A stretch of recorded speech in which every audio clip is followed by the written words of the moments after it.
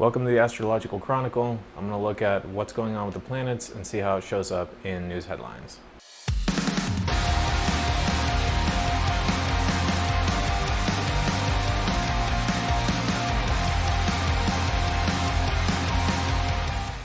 So to start, we'll take a look at the current transits. I'm using Archetypal Explorer to look at the world transits. You can see Saturn down here in Aquarius at 22 degrees is in close square to Uranus and Mars that are in 18 and 19 degrees Taurus respectively. If I go back one day, you'll see that the planet Saturn is in close opposition within about 5 degrees to the planet Mercury over in Leo. But first, let's look a little bit at the Saturn-Uranus Square. A quick reminder that the planetary archetypes are on my Instagram page, so check those out as needed.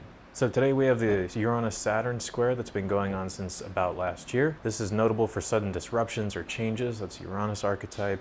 In conventions, systems, structures of tradition, that's the Saturnian archetype. Or on the flip side, we have the disintegration, which is Saturnian, of technologies and freedoms, which is the Uranus archetype. So political movements often have a disruptive quality, and they can change a person or a society's trajectory, just like the technologies that abet them. For instance, the January 6th insurrection was fed by disinformation that spread through technology that resulted in the challenging of traditional structures of law. So when Uranus is paired with Saturn, this is experienced as challenges to liberation or the complete breaking down of structure of law, conventions, or it could be a technological breakdown, but it can also be the blood, sweat, and tears that are required to achieve liberation, knowledge, or some kind of freedom. So notable events that we've had during this transit, this Uranus-Saturn square, are the events of the Dobbs ruling, which was a sudden and sweeping change to what was accepted judicial precedent, and other similar rulings regarding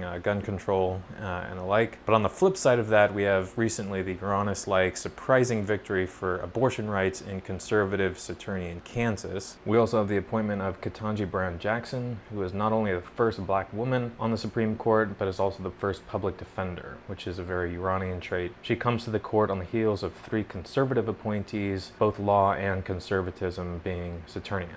And the surprising force and will of the Ukrainians to fight for their freedom against an authoritarian, conservative, invading nation.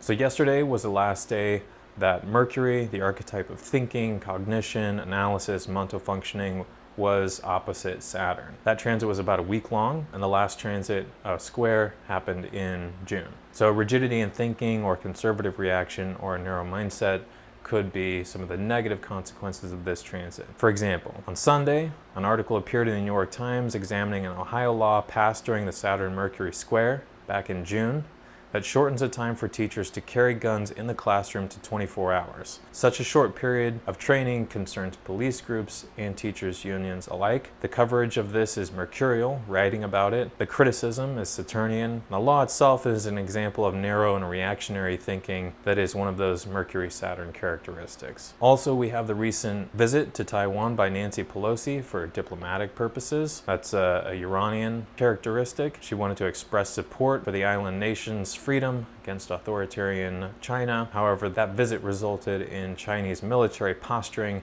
and may result in a military showdown, according to the New York Times, now that she's gone. Next up, we have Mars that's conjunct Uranus right now. So we have Mars and Uranus that are square to Saturn. That Mars conjunct Uranus is going to add some intensity, assertiveness, or even aggression to the Saturn-Uranus complex. This combination was present during the January 6th insurrection last year, but added to that complex was the Jupiterian expansion and success. So some recent news for Mars-Uranus square Saturn is the recent drone strike that killed the Al-Qaeda leader Ayman al-Zawahiri. That's indicative of the Mars-Saturn-Uranus and that it was a military action, Mars, that was conducted from afar, Saturn, that was both a counterterrorism action as well as retribution for the 9/11 attacks. The Uranus side of this is using technology to carry it out rather than human soldiers, as well as being carried out in the name of freedom. On Tuesday, there was the longest criminal record sentence handed down to a January 6th insurrectionist, and a man's wife speaking out with unrelenting Saturn rebelliousness, telling the reporters to, quote, "Y'all can all go to hell and I'm going back to Texas." Here locally in Selma, On Tuesday, there was a 59-year-old man who was mauled to death by dogs. The dogs had broken free of a nearby residence, Uranus. In the dogs, you have the animal bloodlust of Mars that resulted in a violent death, Saturn. That's it for this week's Astrological Chronicle. Follow along for more.